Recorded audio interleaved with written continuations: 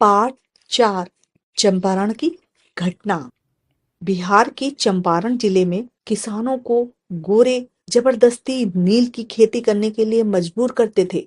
उन्हें बहुत तकलीफ उठानी पड़ती थी। ना वो अपनी जरूरत का अनाज पैदा कर पाते थे और ना ही नील की खेती के बदले उन्हें पर्याप्त धन मिल पाता था।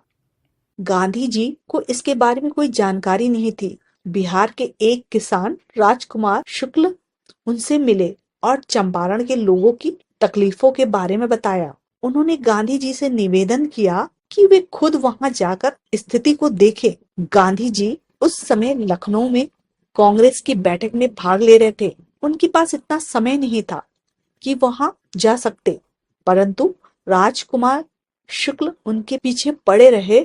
वे उनके साथ जाकर चंपारण के लोगों के कष्ट दूर करने में मदद करे। आखिरकार गांधी जी ने कलकत्ता से लौटने के बाद वहां जाने का वायदा किया।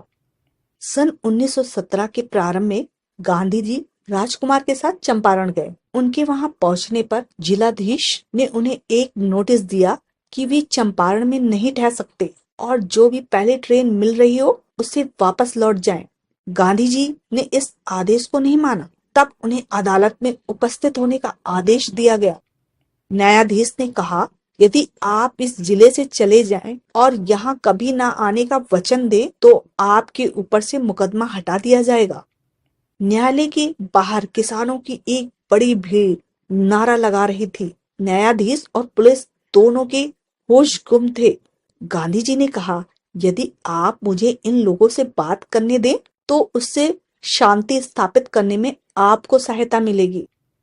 गांधी जी भीड़ के सामने आए और बोले, आप लोग शांत रहकर मुझ में और मेरे काम में निष्ठा रखिए। न्यायाधीश को मुझे गिरफ्तार करने का अधिकार है क्योंकि मैंने उनकी आज्ञा का उल्लंघन किया है। यदि मुझे जेल भी भेज दिया जाए तो उसे भी उचित ही समझिए। हमें शांति पूर्वक काम करना है। किसी भी हिंसक कार्रवाई से हमारे उद्देश्य पर आंच आएगी। सारी भीड़ शांतिपूर्वक लौट गई। जैसे ही गांधी जी न्यायालय में वापस गए, पुलिस ने उनकी ओर प्रशंसा की दृष्टि से देखा। सरकार ने गांधी जी पर से मुकदमा हटा लिया और उन्हें जिले में रहने की अनुमति दी। किसानों की परेशानियां जानने के उद्देश्य से वे वहां ठहरे। वे कई गांवों में गए। उन्होंने लगभग 8,000 किसानों से सवाल जवाब किए और उनकी शिकायतें दर्ज की। इस प्रकार वे अनेक तकलीफों और उनकी कारणों को ठीक ठीक समझ पाए। वे इस निर्णय पर पहुंचे कि गोरे लोग किसानों की अज्ञानता के कारण उनका शोषण करते हैं। इसलिए गांधी जी ने ऐसे ऐच्छिक संगठन बनाए जो उनकी आर्थिक और शिक्षा संबंधी स्थिति को सुधारने में मदद कर सके। उन संगठनों द्वारा स्कूल खोले गए और सफाई के बारे में लोगों को शिक्षा दी गई। सरकार ने गांधी जी की शक्ति और अपने उद्देश्य के प्रति लगन को पहचान लिया। उसने स्वयं ही किसानों की शिकायतों को दूर करने के लिए एक आयोग की नियुक्ति की। उसने गांधी जी को उस आयोग में काम करने के लिए निमंत्रण दिया और वे तैयार भी हो गए। इससे किसानों और जोतदारों को बहुत सहायता मिली।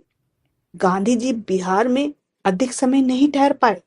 दूसरी जगहों पर बुलावा आ रहा था। अहमदाबाद में मजदूरों में अशांति फैली हुई थी और उनके झगड़ों को सुलझाने के लिए उनकी वहां आवश्यकता थी।